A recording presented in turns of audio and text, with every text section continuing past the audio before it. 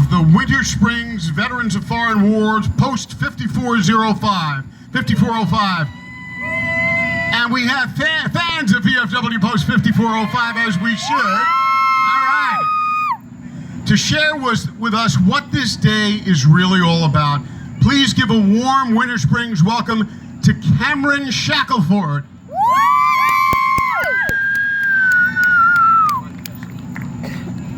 Good evening, Winter Springs.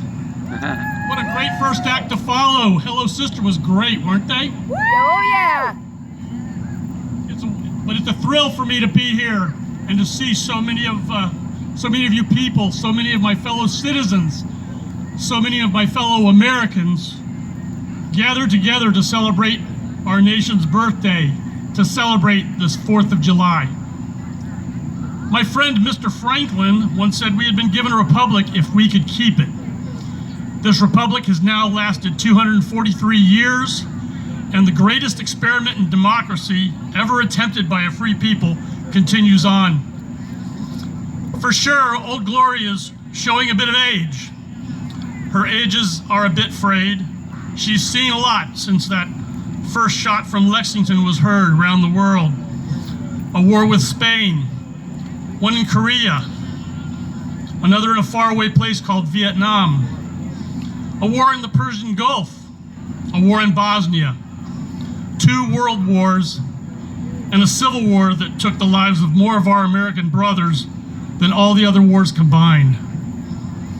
Today especially, we owe a huge debt of thanks to our military veterans, the ones who stepped up and stood on the front line in the defense of liberty, those who were buried under granite monuments in foreign lands, those that came home to the welcoming arms of their families, and especially those who came home in a coffin under a flag that was so precious to them, they were willing to give their last full measure of devotion to defend her. Our public discourse, the way we talk to each other, is less civil these days, and at times it seems more consumed with fraying Old Glory even further than in keeping the seams well bound. But despite the stresses of the times we find ourselves in, we still have more keeping us together than we do dividing us as a people. And we need to keep that in the front of our minds on this 4th of July. My friend Mr. Adams once commented on the meaning of this day, and he said, "I am apt to believe that it will be celebrated by succeeding generations as the great anniversary festival. It ought to be commemorated as the day of deliverance by solemn acts of devotion to God Almighty. It ought to be solemnized with pomp and parade, with shows, games, sports, guns, bells, bonfires, and illuminations from one end of this continent to the other, from this time forward forevermore." And so we have our day set aside for leisure. We have our parades. We have our games and entertainment. And later, after the sun sets, we'll most assuredly have our fireworks. But my friends, I hope you'll let me remind you of what this day is really about. This day is about a document, indeed, the founding document of our republic.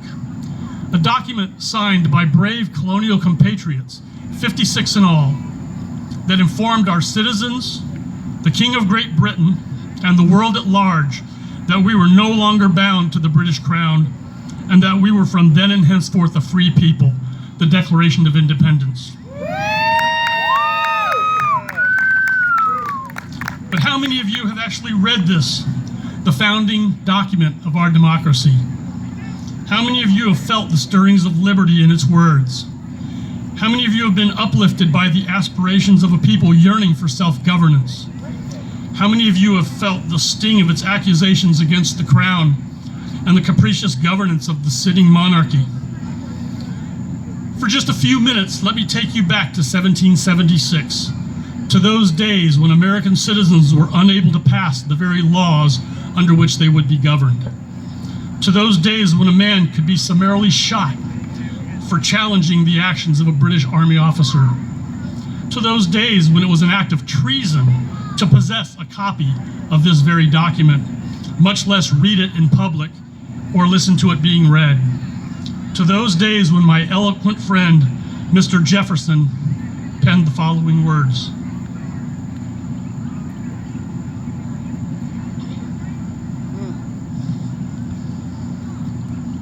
in Congress, July 4th, 1776, the unanimous declaration of the 13 United States of America.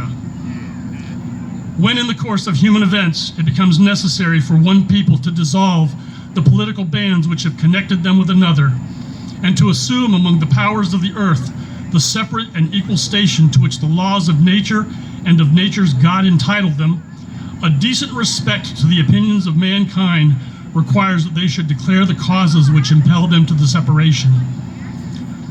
We hold these truths to be self-evident, that all men are created equal, that they are endowed by their Creator with certain unalienable rights, that among these are life, liberty, and the pursuit of happiness, that to secure these rights, governments are instituted among men, deriving their just powers from the consent of the governed, that whenever any form of government becomes destructive of these ends, it is the right of the people to alter or to abolish it, and to institute new government, laying its foundation on such principles and organizing its powers in such form as to them shall seem most likely to affect their safety and happiness. Prudence indeed will dictate that governments long established should not be changed for light and transient causes, and accordingly all experience hath shown that mankind are more disposed to suffer, while evils are sufferable, than to right themselves by abolishing the forms to which they are accustomed.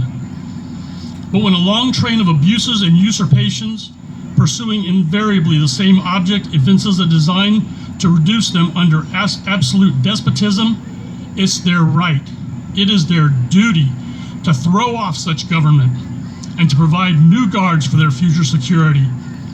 Such has been the patient sufferance of these colonies, and such is now the necessity which constrains them to alter their former systems of government.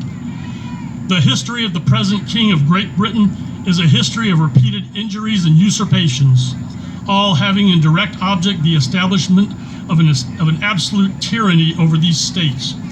To prove this, let facts be submitted to a candid world. He has refused his assent to laws, the most wholesome and necessary for the public good.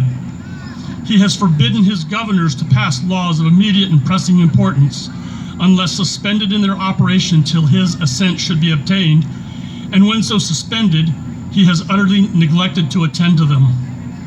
He has refused to pass other laws for the accommodation of large districts of people, unless those people would relinquish the right of representation in the legislature, a right inestimable to them and formidable to tyrants only.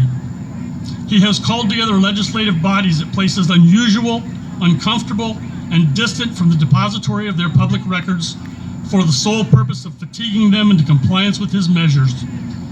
He has dissolved representative houses repeatedly for opposing with manly firmness his invasions on the rights of the people.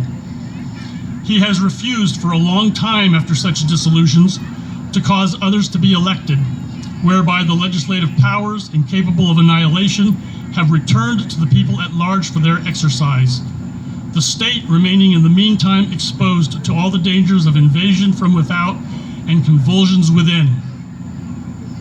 He has endeavored to prevent the population of these states, for that purpose obstructing the laws for naturalization of foreigners, refusing to pass others to encourage their migrations hither, and raising the conditions of new appropriations of lands.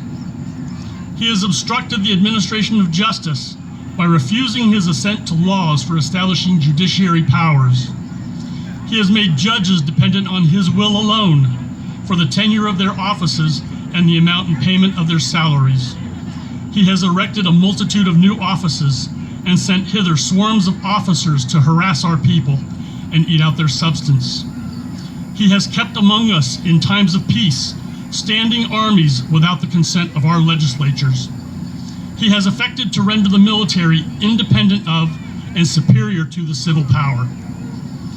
He has combined with others to subject us to a jurisdiction foreign to our Constitution and unacknowledged by our laws, giving his assent to their acts of pretended legislation, for quartering large bodies of armed troops among us, for protecting them by mock trial from punishment for any murders which they should commit on the inhabitants of these states, for cutting off our trade with all parts of the world, for imposing taxes on us without our consent, for depriving us in many cases of the benefits of trial by jury, for transporting us beyond seas to be tried for pretended offenses, for abolishing the free system of English laws in a neighboring province, establishing therein an arbitrary government and enlarging its boundaries so as to render it at once an example and fit instrument for introducing the same absolute rule into these colonies, for taking away our charters, abolishing our most valuable laws, and altering fundamentally the forms of our governments, for suspending our own legislatures and declaring themselves invested with power to legislate for us in all cases whatsoever. He has abdicated government here by declaring us out of his protection and waging war against us. He has plundered our seas, ravaged our coasts, burnt our towns, and destroyed the lives of our people. He is at this time transporting large armies of foreign mercenaries to complete the works of death, desolation, and tyranny, already begun with circumstances of cruelty and perfidy, scarcely paralleled in the most barbarous ages, and totally unworthy the head of a civilized nation. He has constrained our fellow citizens taken captive on the high seas to bear arms against their country, to become the executioners of their friends and brethren, or to fall themselves by their hands. He has excited domestic insurrections against us and has endeavored to bring on the inhabitants of our frontiers the merciless Indian savages whose known rule of warfare is an undistinguished destruction of all ages, sexes, and conditions. In every stage of these oppressions, we have petitioned for redress in the most humble terms. Our repeated petitions have been answered only by repeated injury. A prince whose character is thus marked by every act which may define a tyrant is unfit to be the ruler of a free people. Nor have we been wanting in attentions to our British brethren. We have warned them from time to time of attempts by their legislature to extend an unwarrantable jurisdiction over us. We have reminded them of the circumstances of our emigration and settlement here. We have appealed to their native justice and magnanimity, and we have conjured them by the ties of our common kindred to disavow these usurpations, which would inevitably interrupt our connections and correspondence. They too have been deaf to the voice of justice and of consanguinity. We must therefore acquiesce in the necessity which denounces our separation and hold them as we hold the rest of mankind, enemies in war, in peace, friends.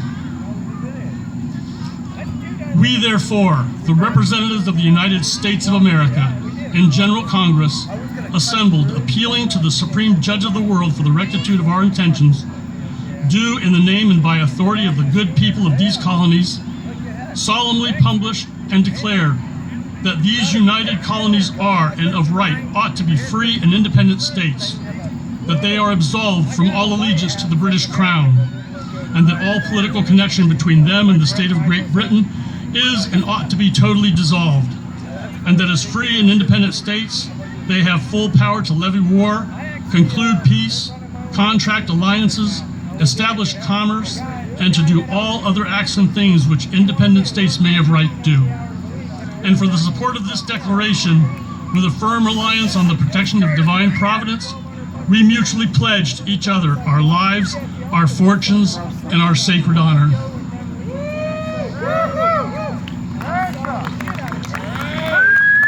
Signed on behalf of the state of Georgia, Button Gwinnett, Lyman Hall, George Walton. For North Carolina, William Hooper, Joseph Hughes, John Penn. For South Carolina, Edward Rutledge, Thomas Hayward Jr., Thomas Lynch Jr., Arthur Middleton. For the state of Maryland, Samuel Chase, William Paca, Thomas Stone, Charles Carroll of Carrollton. For the Commonwealth of Virginia, George White, Richard Henley Lee, Thomas Jefferson, Benjamin Harrison, Thomas Nelson Jr., Francis Lightfoot Lee, Carter Braxton. For the Commonwealth of Pennsylvania, Robert Morris, Benjamin Rush, Benjamin Franklin, John Morton, George Clymer, James Smith, George Taylor, James Wilson, George Ross. For the state of Delaware, Caesar Rodney, George Reed, Thomas McCain. For the state of New York, William Floyd, Philip Livingston, Francis Lewis, Lewis Morris. For the state of Rhode Island, Stephen Hopkins, William Ellery. For the state of New Jersey, Richard Stockton, John Witherspoon, Francis Hopkinson, John Hart, Abraham Clark. For the state of New Hampshire, Josiah Bartlett, William Whipple, Matthew Thornton. For the state of Massachusetts, Samuel Adams, John Adams, Robert Treat Payne, Elbridge Gerry. For the state of Connecticut, Roger Sherman, Samuel Huntington, William Williams, Oliver Wolcott. And signed as the President of the Second Continental Congress from the state of Massachusetts, Mr. John Hancock.